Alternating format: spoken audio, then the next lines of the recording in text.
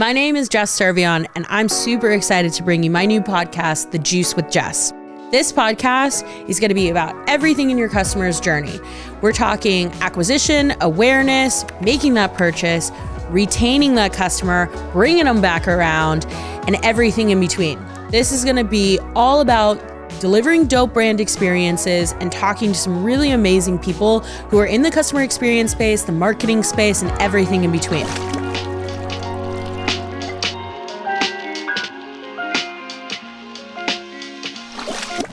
Welcome back to another episode of The Juice with me, Jess. I am your host. This week, I am joined by my homie, Logan Dunn, head of e-commerce for Wyze Labs. Did you guys drop the labs? No. Technically, we still are Wyze Labs. Okay, Wyze Labs. Yes. Just kidding. But I mean, it's Wyze is how people. Yeah, Wyze. Yes. And we'll get into who Wyze is in just a second. But I do want to take a moment to say we are live recording this at SubSummit in Dallas, which is the greatest subscription conference in the world. Yeah, I mean, I think they can claim the biggest. The biggest. Yeah, well, and the greatest. I mean, greatest is subjective, but... You're slinging cameras, I'm slinging podcasts at the subscription. The subscription summit. Okay, Logan, before we get into it, my dude, tell the homies who you are, where you, like everything. Yeah, and I guess, I don't know, is that where they see me? Am I breaking the barrier that I'm not supposed to break? That's No, so yeah, Logan Dunn. I'm worked at Wyze now for about 5 years. Wyze is only about 6.5 years old as a company. So I'm the head of e-commerce. I run our direct-to-consumer business, which is Wyze.com, our Canada store. I also do our TikTok shop with there's a whole team. I actually don't do very much on TikTok, but our team does a ton. TikTok. I know, right? We could spend a whole episode just talking TikTok. Right? God, I want to spend a whole episode talking about TikTok. All right, coming soon. Episode 2, TikTok. Right. Well, can we talk about what Wyze is first? Because I think that's really important of laying the ground. Yeah, and maybe why we're speaking at a subscription conference, right? Yeah, Doug. Yeah. So Wyze makes security cameras. So we do little smart home security cameras. We actually brought the camera industry to its knees. Literally, when we launched a $20 security camera. And it was at the time when our competitors were $200+. And they were just like everyone, all the news media, everyone was like, how can you do it? How can you launch something for $20? No subscription attached. Obviously, that was in our roadmap, which is why we're here at SubSummit, is because there is a subscription now if you want it. I still think we offer the most for free of any company. That's something that we do value, is being friends with our users. It's one of our core values. But yeah, just mostly cameras, but we do all sorts of smart home. We have plugs, we have lights. Cameras is definitely the core business though. Cool. I think that Wyze has become a household name at this point. I mean, I went to Salt Lake City recently and everybody's like, you gotta meet Logan from Wyze. And then I'm in another city and somebody's like, Wyze cameras. And I'm serious. It's really become a household name. And I think that's, go ahead. Well, no. I mean, I hope that we're a household name level, but I will tell you one thing that's for sure is on the whole technology life cycle, right? You have to cross the chasm. That's a big thing, right? To go from the early adopter to mass. I mean, we're definitely across the chasm. We're seeing all the pain points that come once you become a generally known brand. It's crazy how accurate that book is actually. Yeah. Well, what do you think some key strategies were that helped you build that brand recognition initially, though? Well, I mean, so from the marketing standpoint, I think one of the things that we think about is how are you boring, right? You have to be not boring. And in the beginning, we were very much different when we came to our marketing messages. Everyone was like, love your kids and your family. And our first marketing video had a cyclops with one eye because our camera looked like a cyclops. And we did the whole just very irreverent and funny. And so we adopted this very core group of users that just loved Wyze. That's really how you do it. And again, going back to that technology curve, that is a thing. You have to have a love group that loves you so much that they will carry you to the masses. Yeah. And I think that's what we did really, really well.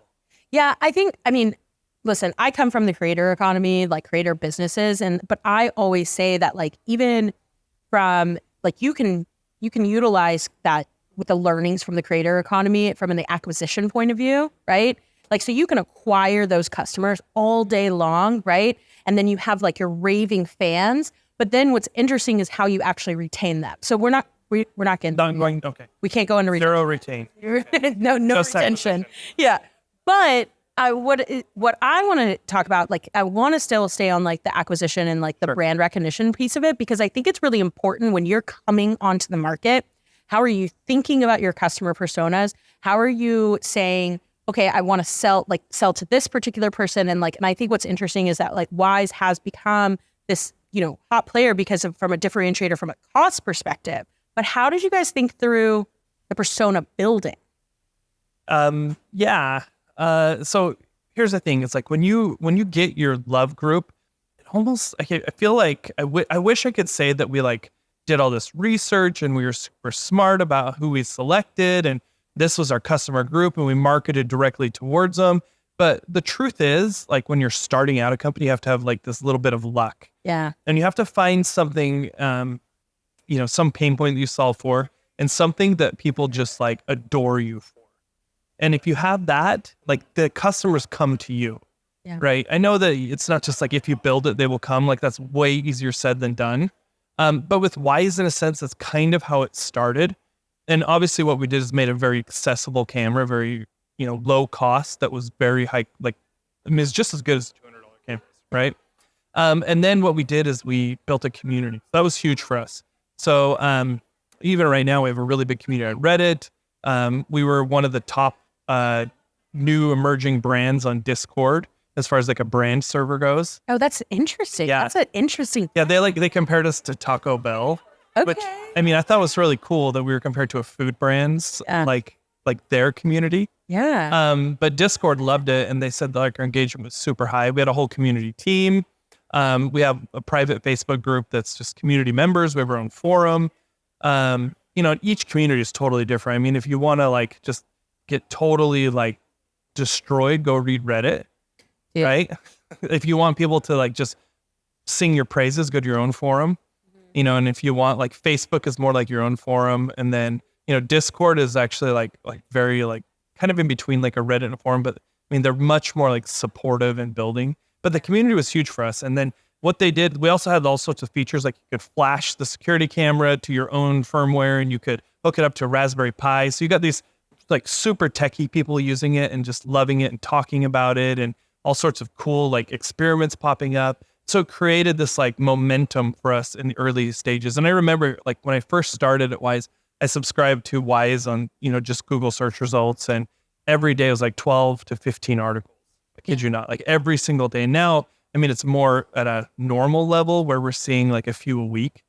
But back then it was just every day. We couldn't even keep up with all the media just because it was just so talked about. Yeah, that's crazy. And I guess this is like a little bit more like tactical and tech related. Were you utilizing any sort of like social listening tools to track any of that, like the statements, the community or any of those things? 'Cause everybody's strategy is different. Yeah. So we have, I will say, the truth is the best thing to do is like you miss some of the chatter, but just to have like a team and have people that are actually in there and engaging in the trenches and have that community team that's constantly giving you the feedback. So even now we have a channel where we get community bugs reported. So like if it comes to the community, it's actually a way to shortcut for like big bugs. It's still best to do a normal support ticket, but like the community reported bugs and things actually get like CEO level attention right now still at 6.5 years in. Yeah. Okay. I'm going to look directly at this camera and say, ding, ding on actually having a team to manage your community. Because I think a lot of brands fail at this. I think you don't you think of customer experience as just customer support, and you're not thinking about it as like customer experience should be support. It should be community. If like we are in a digital age, brands are online. They like people are talking about us and you need people to manage it. Yeah. And I will say in the early days, I think it's more important and should be a larger amount of investment than like, again, going to like this idea of like crossing the chasm and the technology adoption cycle, right? in the early days, that's actually when your community is the most important, because these are your evangelists. These are those that are going out and like telling everyone how much they love your brand, and they need, like, they want to feel like they're a part of something. And I think as you start to get into the more broad level, you have to start serving, millions and millions of customers differently than you serve, tens of thousands of customers. Yeah. And so I would say our community team was bigger and more involved in the early days even than it is now. Yeah. I mean, honestly, I share in that sentiment because at Feastables, and I know I like go back to Feastables, but like I care so much about growing consumer brands. Yeah, and it's also like very directly related to community, right?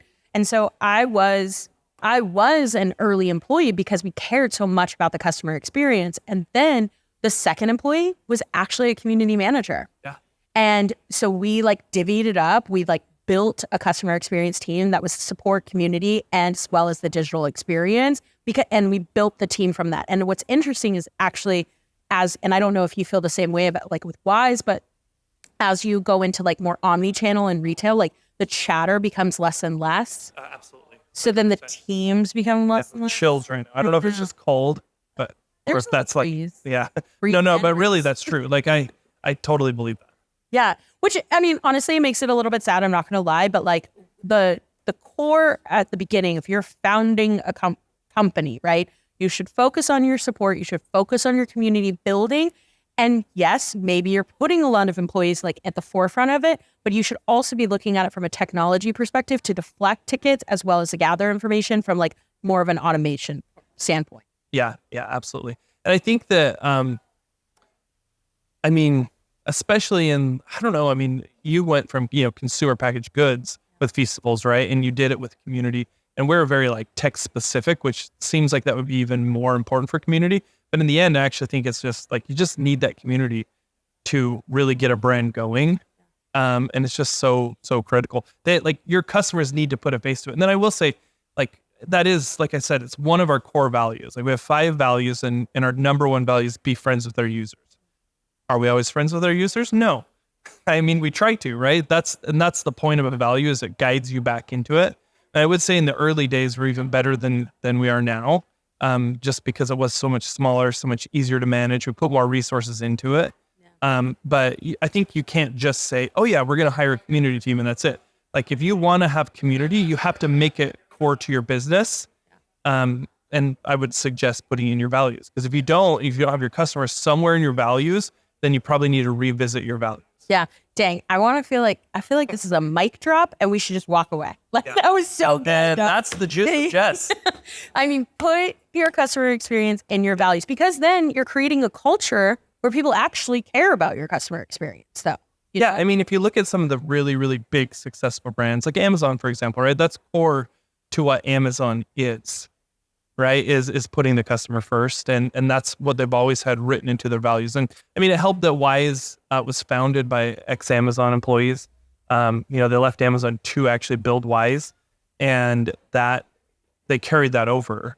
Yeah. Customer-centric is just so critical. But again, if you leave it out of your values thinking that like, no, we're going to do this other thing instead, you probably won't continue to focus on the customer. Yeah, absolutely. I mean, I've seen many companies like actually flip. I've seen cultures change. Not going to name names because every culture changes. Right? Every culture changes, but like I'll say Wyze is way different now than it was 5 years ago. I mean, that's startup life, right? Exactly. Like being employee 4 or 10 versus employee like 800 is so different. Yeah, I was employee 63. Oh, so I wasn't like that early. So, how many employees do we have now? We have about 300. Okay, that's pretty early. Yeah, I feel like it is. Your policies were in place, but now HR's really coming in. Yes. Now we have HR policies. Before we didn't have HR policies. They were all like back of napkin HR policies. Yeah. That's like my moment to leave. When there's a real HR team, the F-bombs need to stop. And I can't do that. I can't. You're doing really good versus your other Juice podcast. I'll just say that. Ooh, I'm seeing nodding from the audience. They all know. Juice fans. Okay, wait. I want to double back on something real quick though, because we were like talking about community. We were talking about it being like in the culture and all of these pieces. But I think that's something that's interesting that you brought up was like you're a technology company and I come from CPG, but I actually apply so much of my CX automations and even marketing automations from what I've learned working in B2B.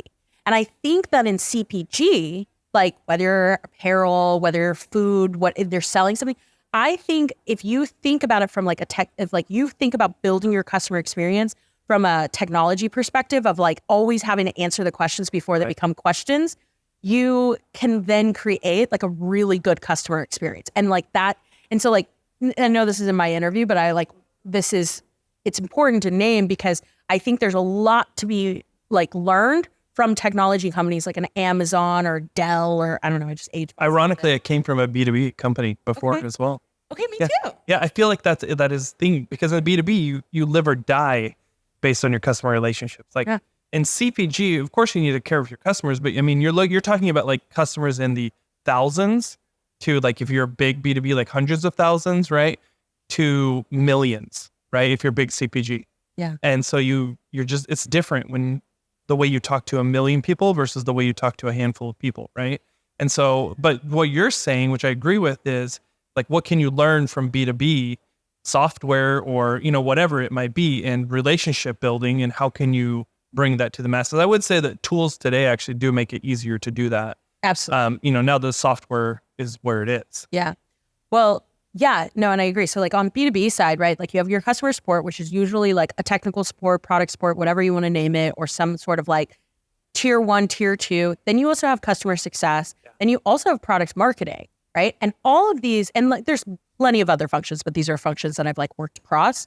So I've learned so many things from those like B2B functions that then I apply to like customers I consult with or even Feastables.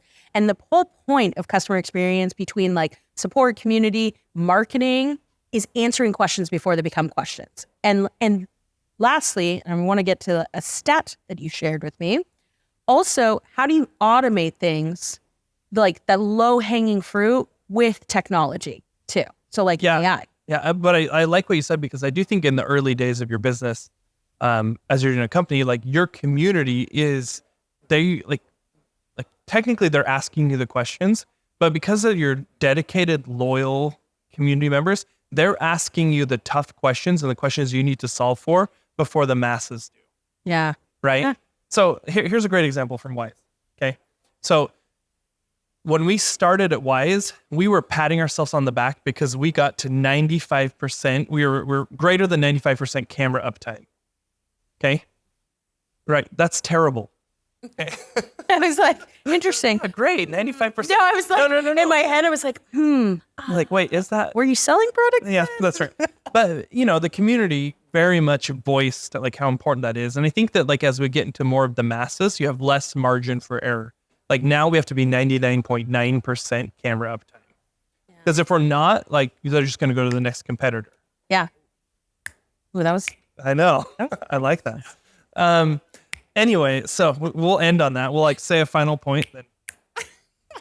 Sorry. Okay, anyway. Any of the viewers and listeners that are not in this moment. That's right. Anyway, where was I?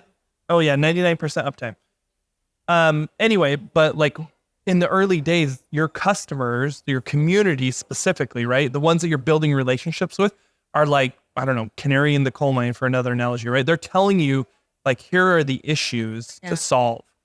And I'll be honest, we've made mistakes on not listening. Like we just implemented a dark mode on our app like months ago, less than a year ago, more than a couple months, less than a year.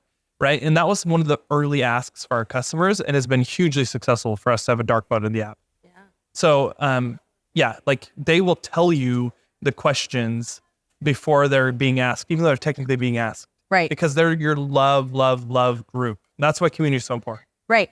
And let's reemphasize this, but this is why it's so important for you to develop feedback loops from like anything that's coming through from like your community. If somebody's in a thread, somebody's asking a question in your support, you need to take all these channels and build a feedback loop to then, reiterate. Yeah. And I will say, I think a community team in the early days is probably the easiest way to do that because you have humans thinking like humans. Yeah. Who are able to like know what to escalate, what not, how to bring things up.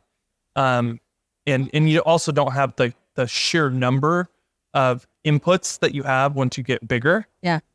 So yeah, I think that's critical. Wait, let me get your hot take on this. Hot take. Ready? Do you think a community team should sit in like a customer support or experience team, or do you think it should sit in your social team? Oh my gosh, we had arguments about this. I would be at those. Yeah, it did not sit on our social team, I'll tell you that. It actually sat on our product team. Interesting. Well, we're a product-led company. Yeah. Okay, yeah. Yeah. No, we had our own support team, but there were constant battles, and we had them in support for a while, and we moved them into product. And I actually don't know which like group they are in right now. You should go back. Yeah, I will go back and look, but I do think that like we was more effective when it was in the product team. Yeah. Because they were directly connecting with like product managers and things rather than customer support type issues. Yeah, that makes sense. Because it's like easier to manage. Like, yeah, I mean, we always will have support agents in the community too, but not the community. Like the community team serves a different purpose than answering the support queries. Yeah. Okay, so that's one distinction. You always will have a customer engagement, customer success team that does the support side. Community building is a different role, and so I know they were in marketing for a little bit, and then they went to product, and I think that's where they were the most effective for us. Okay, well, at least you've tested. You've A/B tested your community team. Yeah, that's right. I don't know if taking the A/B. Guess what, fam? The customer community is back. If you're not already familiar with the community, you can sign up to get your questions answered, discuss best practices, and connect with other professionals in the CX space. Check it out today at community.customer.com. See you there.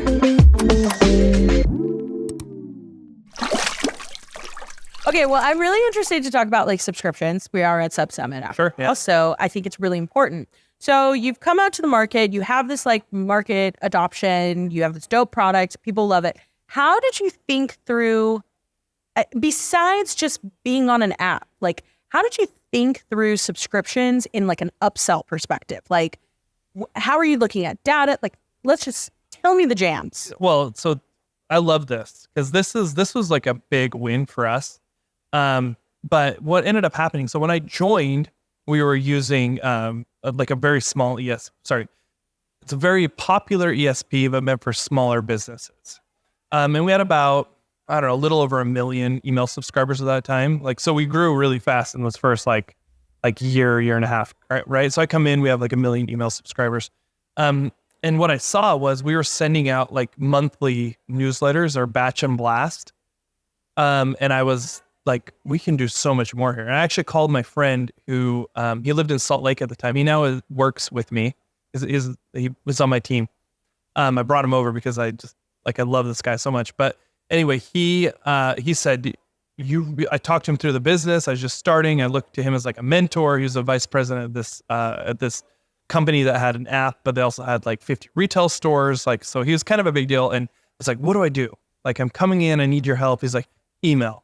Like, focus on your email list, like focus on like creating an engagement with your existing customers first. Okay. So I was like, okay, that's great. But I also knew that like no one could use our products without an app.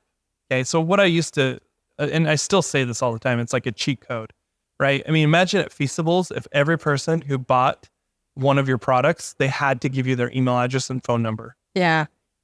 Holy. That would be changing your entire business. I mean, right? we did. Kind of. Because it was a give or take. You want to enter into this giveaway? Yeah. No. But that's the point. Like, that's what you do is Yeah. you're like, I have to figure out a way to get this customer information. Yeah. Right. Like, I didn't have to figure it out because otherwise you just bought a piece of metal and plastic, Yeah. and that you can't do anything with without signing up. So I was like, look at all of this. And we have an app, and they're like extremely like our stickiness, which is your DAUs divided by your MAUs, daily actives by monthly actives. And you're like, well, how much are they using the app? And I was like, we have to get an engagement tool. So I went through this long RFP process and, ghosted many different engagement companies. And I'll actually say, because they took the time to be in the audience here, but Braze is who we went with. We've been with Braze for 3.5 years. Shout out to Braze. They're waving from the back. Usually I keep it generic, but because they took the time to attend, they get Thanks, a call Braze. out. Anyway, but with Braze, like we put them in place and we put all of our engagement channels, like direct to customer engagement, right? Obviously community is a little bit different, but we put that all into one single app. So we have in-app messages, we have push messages, we have emails, we have text messages, we have MMS, we have content cards, like little pieces of content we can deliver places in our app. And so we built all these new channels, and every time we built a channel, we actually increased engagement, like without sacrificing engagement from other channels. So going back to your questions, like how did you build this subscription and like get your customers to do this? Well, when we first started our subscription, we actually already had Braze, and we had it implemented, and we were going from batch and blast monthly to like a regular email cadence. That was one of my first jobs at Wyze, was implement Braze, get us going on that. But I knew like the reason I picked a tool like Braze is I wanted something that could do workflows, right? I wanted to like map out little journeys with my customers, and I wanted like, because of my visual brand, I want to drag and drop tools. Yeah. So anyone who wasn't drag and drop, you were out. If you were sequential listed, oh my gosh. Like, Honestly, what is straight this? up. Yeah. 5? Goodness. God, the one thing I hate real quick, I'm not going to name the tool because I do like to stay agnostic, is when you have to like edit the definitions for your segments and then it never works. And then you forgot to do the and or whatever. Yeah. Sometimes just make it easy, man. Yeah. Totally. 100%. Anyway, so what we did though is, like we knew that this was going to be pivotal to our business. So in fact, my first like real move inside of Wyze was from a director of product marketing, where I got to do the content. And, you know, like we created this crazy video where a guy rode a buffalo, which 2 weeks before the shoot, the buffalo died. Yeah. And we had to find another buffalo in 2 weeks. That's a crazy story. Another time. Yeah. Anyway, Second episode. That's third. We already have a second plan, remember? Anyway, so what we ended up doing though was just like I knew that we needed. So I moved to be like head of subscription growth. Yeah. And we created this like growth cell with product, and, you know, kind of like what you do when you create a growth team. And we went from 9% attach rate when we were just doing the batch and blast, like super early, to on average, we attach at about 26, 27% right now. But that's been through iteration after iteration, A/B tests after A/B test, you know, looking at like what is actually working to convert these people. Where are we converting them? When are we converting them? Like what time? So we developed a 21-week cycle to 7-day free trial to 14 days after your trial. We like keep getting you to convert. Yeah. And then I think we actually extended it to 28, but it was all that experimentation that took us from that 9% up to, you know, 26, 27%. And in the last 2 years, I moved over to head of e-commerce. We have a new guy that does head of subscription growth, but we still use that same tool, just to like methodically like drive towards bit by bit percentage growth. Yeah. Wow. I think that's really awesome. So my next question to you is, because this actually, I don't even know if I actually answered that question. Hopefully I did. I think you did. Okay. You talked about like how you grew, how you did things. The buffalo. Good. Benny, please edit some of this out. Okay, next question. Okay. So, well, what I'm really interested is like, okay, so you started out with these strategies, right? You started out in subscriptions, and now you're in e-commerce growth, right? Right. And so, before we started on the pod, you were actually telling me a stat, and I want you to share that stat, and I want you to tell me how you're applying. Such a good story too, because you were in the story. What? Yes. Okay. So we've actually been seeing a little bit of a decline in our e-commerce growth. And so I wrote this like e-commerce pivot plan recently, and like what we're trying to do to, you know, to continue to stimulate growth. I was in a meeting presenting this plan to our CEO, and our CEO was like, when was the last time you talked to someone about Wyze? And I was like, oh, it was a week ago. I talked to Jess. We were talking about this podcast. So this is, I don't know, like a month ago now from this time. And I was like, he was like, yeah, when you talk to someone about the product, like you can sell them on the product. Yeah. And I was like, oh yeah, like literally after I was done, she's like, I'm going to go replace all the cameras in my parents' house with Wyze cams. Yeah. And I was like, yeah, you're totally right. He's like, if I have 20 minutes with any single person, I can get them to buy Wyze. Yeah. And he's like, without even trying, he's like, they just need to understand the value proposition better.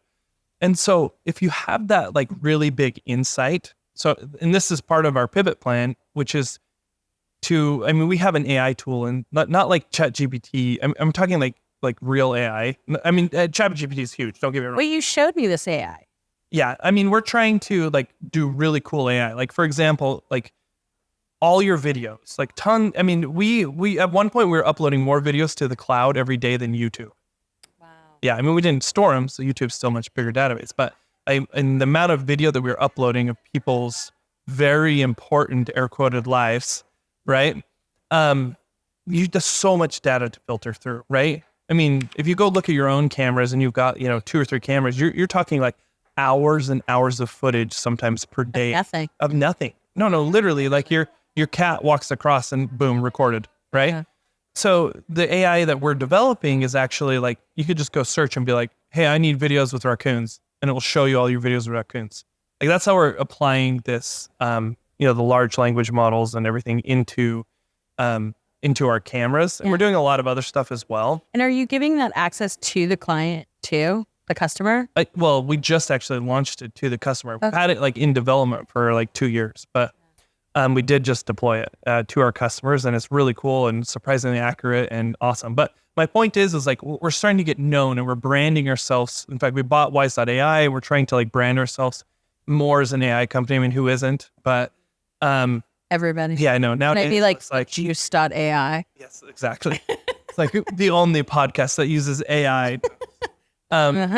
Obviously, it's buzzy right now, but the reason I tell you this is like we're trying to build a brand around that. So the thought of this is if I can actually like sell you on Wyze just by talking to you about it, like it's that good of a product, right? Like how can we extend that into the masses, right? And obviously with ChatGPT and all of this that we have now, like this should be possible, right? So we've been working with a team to develop a sales agent that's, based on all of the newest AI, right? Yeah. And what we've seen is if customers can engage with the sales agent, like our normal conversion rate, just taking raw numbers might be like a 2.5%, and we're seeing like a 7.5% conversion rate. Dude, yeah. Not like 7.5% increase, like 7.5%. If you engage with this sales assistant, we're talking like a 3.4x increase in conversion. Yeah. Like 340%. Yeah. Right. This is no joke. Like this is real data. We've been doing A/B tests. I mean, it's been incredible for us. So what we're trying to do is take this Wyze AI that we're branding as a company that's about all of these really cool features you can do with your camera. We're trying to tie that to customer shopping experience and create like a Wyze companion shopper. Wow. And then I think we're going to be the first, if we can pull this off fast enough, we're going to be the first actually inside of our category to make this like the first thing you see when you land. Not just like a little modal, but like that is the feature. That is the hero, is like let us help you. Yeah. And use these large language models and, to really teach the customer what Wyze is all about. Yeah. Yeah. Well, I think this is actually really interesting because I believe it. Like whether I say your data or not, I do believe it. I do believe that like you have like some sort of like AI assistant like on your website, no matter what like your product is, and like you train it to like know what your product is, it can move the needle. So even on like a simplest term, right? Like at Feastables, I had not even just like natural language processing, like generative AI. Yeah. It was mostly intent based, right? And we have this chatbot on our website, and unintentionally, that chatbot became like a little sales assistant. Correct. And it was responsible for about 7% of the launch revenue of Feastables. Wow. Yeah. That's a big number. Yeah. Yeah. It was massive. Well, and that's what we're trying to do. So to your point, we actually have our customer segments, right? Yeah. So going back to like one of these original questions, like who are your customer segments, right? We know through research, some of our different customer segments, like why they're buying. You have your pet owner, you have your baby owner, and largely you have your security owner. But then your security owners, you have your like people who are the front porch patriarchs, right? Like these are these people who are really trying to protect. Yeah, they want to know their packages, want to know who's at their door. The door is the most important place for them. Then we have other people who are, no, it's my backyard. It's the places I can't see. And so what we do is we actually have this big matrix that we're working with this company on to basically map out some generative AI, like not necessarily prompts, but we're giving the AI based on our research. Yeah, it's like training. to kind of help them shortcut the paths. Because you could technically do this. Think about it. You come in and you do a long survey. Yeah. And you'd say, okay, hey, what do you want to use this camera for? And then they'd say, well, I want to watch my front door, or I want to watch this, or, they do that. Well, this is the benefit of generative AI, is it can actually do all of that kind of stuff. You just need to give them cues based on like other prompts that they might search or things. Like, it'll learn, but you need to give it clues as to like what are some of the traits or types of products they're searching for or other things. And it can start to build and find out who that cohort is when they're shopping. Yeah. And so it can start giving them. And then the other big thing we're combining this with is specific bundles to like really help people shop. Yeah. And so like, to me, that's the beauty of it, is like, you do have to know your customers still. Like, the generative AI is only good enough with the information it has, right? Which obviously is massive, but let it learn, right? That's the big part, is they can learn. So if you can take the time to train it, and then it learns from the customers and the customer inputs and their searches, you can really start to build a very, very strong sales assistant on your site. Yeah. Well, I also think what's really important here too is that if we're thinking about AI and you're thinking about training it and all of these things, like your company is essentially embracing it. And correct. What I think, or what I've heard a lot on the streets, word on the streets, is people are scared of AI because they think that it's going to replace their jobs. But what I really think it's going to do is, one, enhance, but also create additional jobs, which it has been. So that's, to me, there's more work. Yeah, no. It's on a different side of it now. Exactly, because it's like you still have to QA, you still have to train, you still have to provide the boundaries. If you just let it go, like, you could have hallucinations to your customers, like, you have to make sure like you have somebody who's actually right. Yeah, which means like as your job skills, what you need to be flexible. Yeah. To me, it's like some of the most important things you can do is teach yourself coding, teach yourself database. Yeah. Teach yourself like a broader like amount of skills. Yeah. Because then when generative AI comes in, you can like be really, really like flexible and still add a lot of value into like whatever situation it's in. Yeah. I mean, absolutely. I think it's about like developing new skills with like utilizing it. And I think that's like the biggest thing, like any new technology that comes out there, right? Like, I remember in my career, I was just like taking phone support, tickets, or typing like email tickets, whatever it is, right? But I always wanted to like learn other things with, this is on my B2B days, but like learn more stuff on like how I can talk to like the engineers in a better way. So I actually like learned how to read code in a better way, right? But my point is, though, is like that was a skill that I acquired that has like helped me the rest of my career, because now, like, I'm not saying I'm like the dopest Shopify coder by any means, but now I understand my way around like HTML and like can code some things into a theme, right? But the reason I'm sharing the story is because it's the same thing with AI. AI, like if you are on a CX team or marketing team, it doesn't matter. Like some form, AI is going to come into your job, and it's better to embrace it and learn a new skill. So then like you're bettering the tool and you're bettering yourself even. Yeah. That's right. And if you even look at it from like going back to this customer relationship thing, I recently bought a surfboard on a website. Yeah. And when you talk to the dollar value of that is much higher. The customer base is probably a lot lower than where we are right now. But like I can actually get in touch with a real person to like support me and to answer my questions. Right. And that makes sense in that world. But once you start to try and scale, or you have some sort of other constraining factor, like a low AOV, right, where it doesn't make sense to let every single conversation be with a real person, right? That's where you have to start looking for bridges to still create meaningful customer relationships, but at scale. Right. And that's I mean, obviously that's the biggest thing about generative AI. But I think that us as like professionals, as marketers, as business owners, right? We have to start thinking about like, am I bridging this gap enough? Because that was the moment, like when my CEO brought to my mind the conversation that I had with you, that it clicked more for me. And I was like, oh, like our customers need a touch point. Like, yeah, they're only spending like, right, we're lower cost security camera. They're only spending $80 to $100 on a visit, right? Or on a single purchase. But what's happening is like, they still want to feel like they are getting the right thing, especially in a highly competitive market. Right. Like what sets you apart? Right. Right. Right. I mean, absolutely. And I think granted, it's the simplest way too. This is an always on sales assistant too. So Yeah. it's like 2 a.m. and there's no support staff available to like help them with that product question. This is the ability to help you convert your customer while you're sleeping. Yeah, exactly. And once you can move that into the entire customer journey, not just their website visit, right? Because if we look at this like in a very focused, like right now we're only looking at a single website visit. Right. Right. But the actual journey might have 7 touch points, right? From the ad experience before that brought them there. And even before that, from like the broad level ad that is bringing you into this last click ad that brings you to the site. And then you have your post-purchase experience. Yeah. And so what we're going to start to see is technologies that bring all of that together with the generative AI. And you can start doing everything from the pre-ad, right? Because we're already thinking about this. Like we're creating specific in our matrix that I was talking about.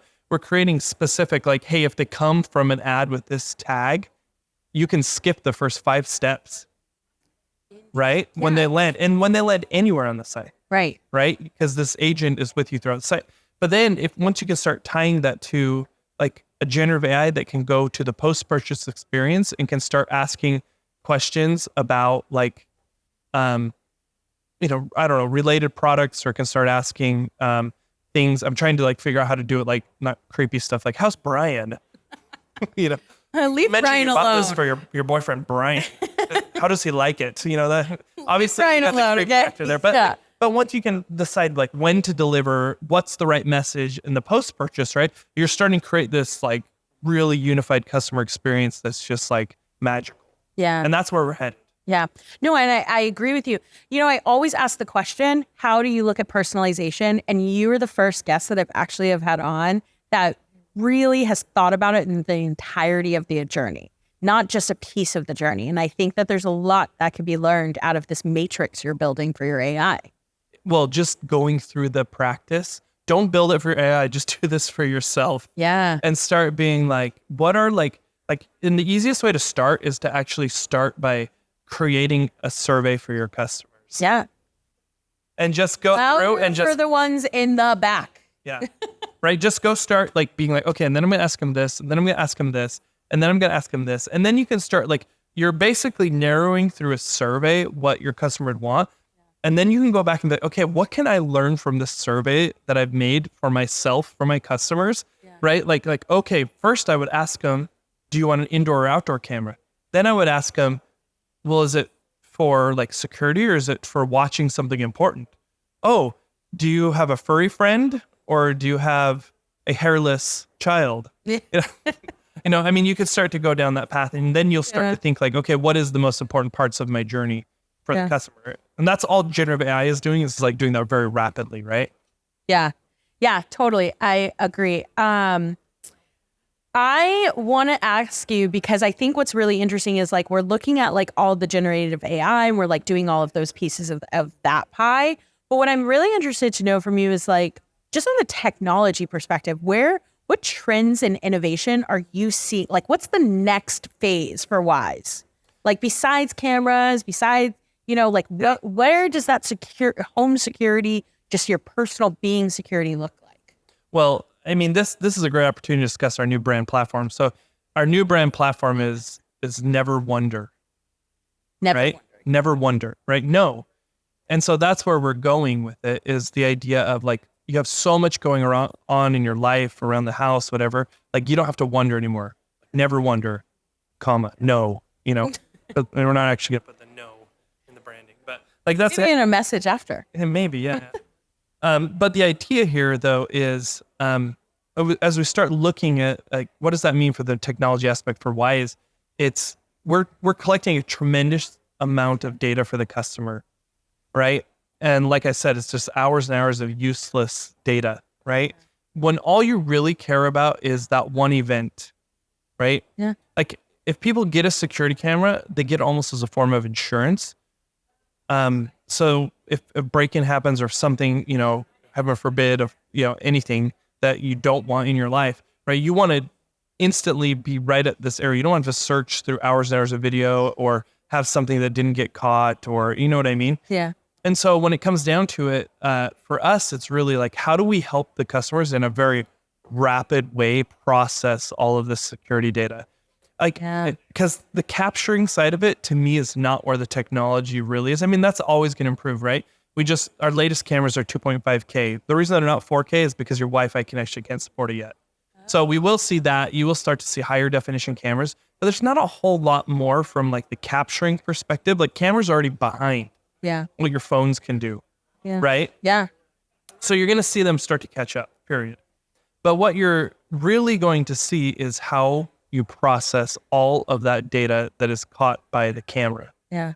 Right, into meaningful snippets, like important life events, like catching the first steps of your child versus catching something that was like very, bad, like traumatic. Yeah, like a break-in or something like that, right? I don't know why I want to go to the bad stuff, like the criminal stuff. Well, that's why people get them. They get it to ensure. And very few people are like, oh, I'm going to buy a Wyze cam so I can catch my baby's first steps. No, you have a device in your pocket that's going to do that, right? Yeah. If it happens, which we've had tons of customers have that happen because it's just always there.